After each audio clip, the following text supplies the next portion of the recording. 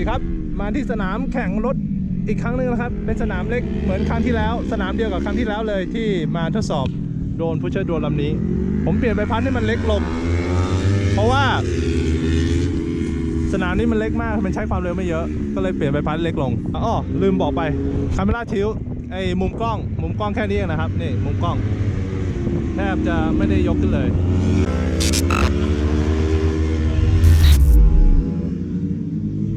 ก่อนที่จะรับชมวิดีโอตามถ่ายมอเตอร์ไซค์กันนะครับก็อยากจะพูดข้อมูลบางอย่างที่อาจจะเป็นประโยชน์ทำให้ท่านเข้าใจเหตุการณ์ในวิดีโอมากขึ้นนะครับก็คือเจ้าโดรนลำนี้เนี่ยมีมอเตอร์ด้านหลังซึ่งตอนนี้เนี่ยมันหมุนได้2ด้านหมุนด้านนี้ก็ได้หมุนด้านนี้ก็ได้ซึ่งพอหมุนด้านนี้มันก็จะกลายเป็นแรงผลักไปด้านหลังทำให้โดรนเนี่ยพุ่งไปข้างหน้าได้เร็วขึ้นถ้าเกิดมันหมุนไปในอีกด้านหนึ่งมันก็จะกลายเป็นแรงดึงซึ่งจะเหมือนกับเป็นเบรกให้โดรนบินช้าลงนะซึ่งก่อนหน้านี้ผมเคยบินโดรนลำนี้ไล่ตามถ่ายมอเตอร์ไซค์ในสนามแข่งมาแล้วเพียงแต่ว่าตอนนั้นในอดีตเนี่ยมอเตอร์ด้านหลังมันหมุนได้ด้านเดียวเป็นแรงผลักให้โดรนบินเร็วขึ้นอย่างเดียวหมุนเป็นเบรกไม่ได้นะครับก็วิดีโอที่คุณกำลังจะดูเนี่ยจะเป็นวันแรกครั้งแรกที่ผมบินโดรนลำนี้โดยที่มีระบบเบรกด้วยนะครับแล้วก็ด้วยมุมกล้องที่ต่ำลงซึ่งปกติแล้วเนี่ยผมไม่ได้บินด้วยมุมกล้องที่ต่ำแบบนี้รวมถึงขนาดใบพัดด้านหลังที่เล็กลงทำให้ระยะของการควบคุมคันเร่งด้านหลังเนี่ยมันเปลี่ยนไปนะรวมทั้งหมดเข้าด้วยกันแล้วเนี่ยมันทำให้ผมมันเป็นประสบการณ์ใหม่สำหรับผมทำให้ผมต้องใช้เวลาในการปรับตัวสักพักหนึ่งกว่าจะชิน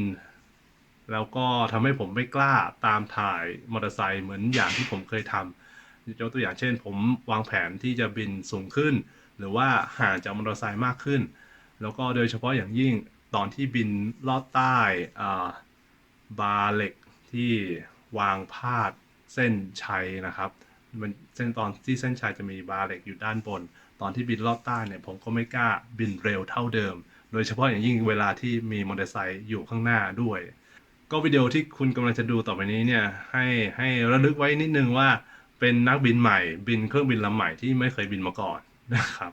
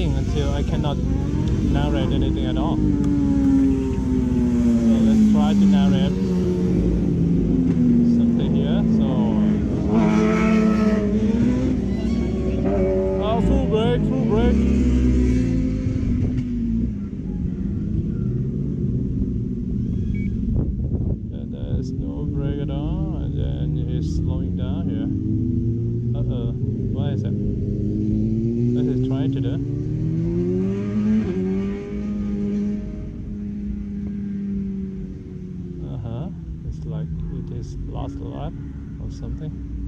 Spoiler up. Okay, this cat is faster this lap. This cat rider. Spoiler up.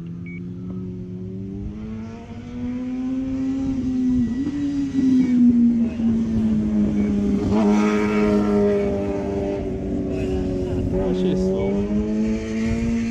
So I don't know whether it's he or she when. Okay, but that spoiler up is that braking is very good. Spoiler up.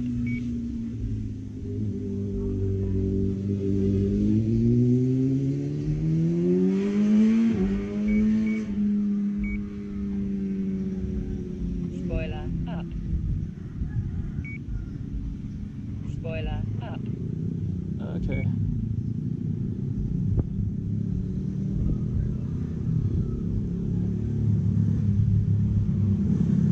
Spoiler up. It's very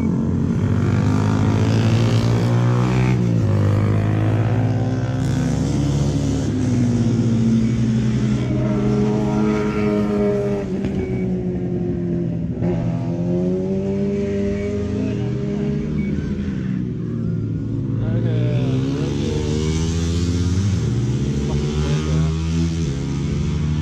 behind. No one's behind him, or her. Her. It is her, is it? I don't know. I'm not sure anymore. It's out. The two guys. 30 seconds.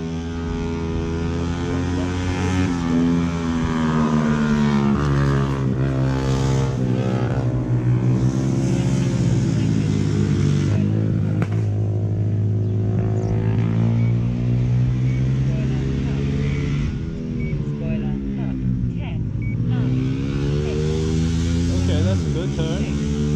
5, Let's keep him in this side focus here. Trying to keep him in center. Spoiler up. Let's try to keep him in center and all the time. Spoiler up.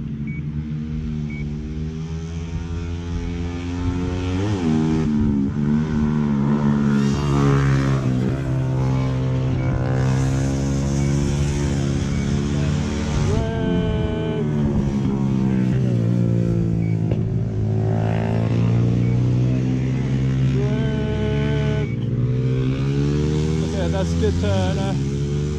Let's come back home, maybe. It's a good demonstration,